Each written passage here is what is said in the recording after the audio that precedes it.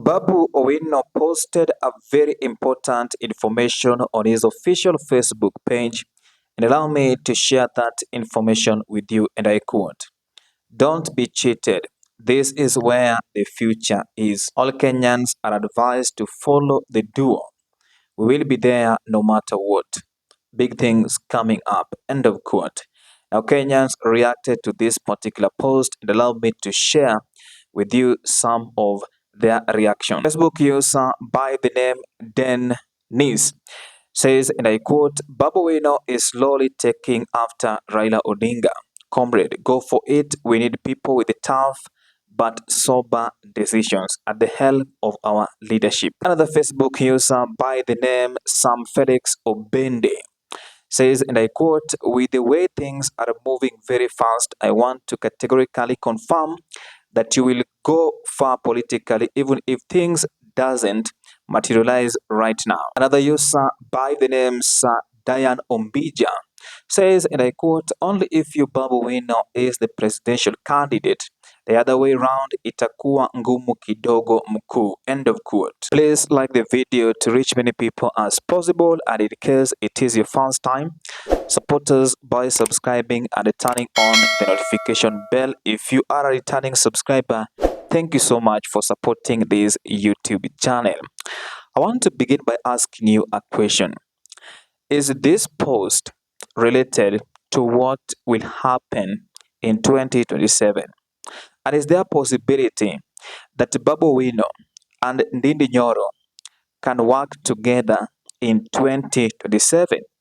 Or is this an information that Babu Owino is sharing as early as now so that Kenyans can understand that in 2032 there will be a presidential candidate, and the presidential candidate might be Babu Owino and Ndindi Nyoro? Please let me know what you think in the comment section.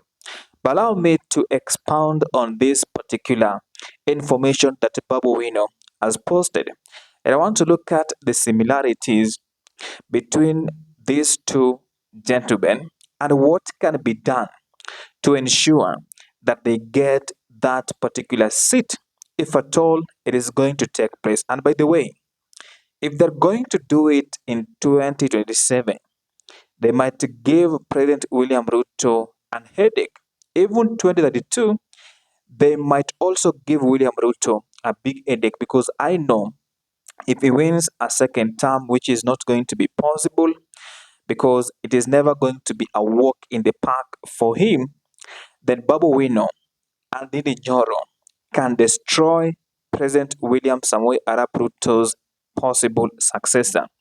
Allow me to come back to the similarities between these two gentlemen. We have Babu Owino and Ndindi Nyoro. If you take a look at the age, both of them are still young. That means their future in politics is bright. That is the reality on the ground. Both of them are serving their second term as members of parliament. Ndindi Nyoro was first elected to the National Assembly in 2017. Babu Owino was also elected as a member of parliament for Embakasi East constituency for the first time in 2017. He is now serving his second term. And that tells you that these two gentlemen, their future in politics is bright. And that is why Babu Owino is saying this is the future. And they are the future. That is the reality on the ground. Both of them are doing great work in their respective constituencies. I'm talking about Embakasi East constituency and Kiharu constituency. Ndindi Nyoro is doing a good work, is ensuring that all schools in Kiharu constituency, they are in a position to get even cabros. That is a very important work he's doing. The second work he's doing is about the Elimu Bora. That is something that Ndindi Nyoro is doing, and many people believe that is going to be a good leader. So what makes you think that he cannot run in future to replace President William Samoei Arap Ruto, even in 2027 or 2032? Babu Owino is also doing a great job in Embakasi East constituency, especially bursary, is always giving the vulnerable people in Membakazi East constituency, irrespective of your tribe. It doesn't care where you come from. And that is something that many Kenyans, especially in Nairobi, which is metropolitan, because there is nobody coming from his community. There are so many people who are living in Embakasi East constituency that are coming from different tribes in the republic. He always calls Embakasi East constituency as Embakasi East Republic, but that is the reality on the ground. Both of them are vocal leaders, and we understand when they speak in parliament, especially Babu Wino, they command a lot. Even when they get outside parliament, Babu Wino is very vocal. Remember during the Azimio la Umoja One Kenya Coalition Party demos, Babu Wino was at the center. If you take a look at Ndindi Nyoro during President William Samoei Arap Ruto's campaign, he was at the center of fighting for President Ruto to become the fifth president of the Republic of Kenya.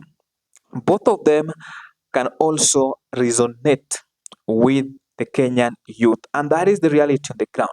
If you can resonate with the Kenyan youth who are feeling the impact of what the government is not doing, especially unemployment, fake promises, the new university funding model that is not working, they can give alternatives that can resonate with the Kenyan youth, and that one can give them a fair opportunity of getting a viable ticket to propel them to State House. Then lastly, both of them are leaders that are ambitious. All of them have got ambition because Babu Wino wants to become the president. Didi Nyoro one day I know is also going to fire his shot at the presidency. Let's take a look at what is required. Politics, you can't do it with 1 shilling. That is the reality on the ground because you need to have people to support you. You talk about the resources. I strongly believe that both of them have got resources. Babu Wino and Ndindi Nyoro. Do you know that Ndindi Nyoro is the largest shareholder in KPLC? He has got more shares and the guy has got a lot of money. So resources is required to propel their political activities if at all they want to fire a shot at the presidency in 2027 or 2032. Then numbers.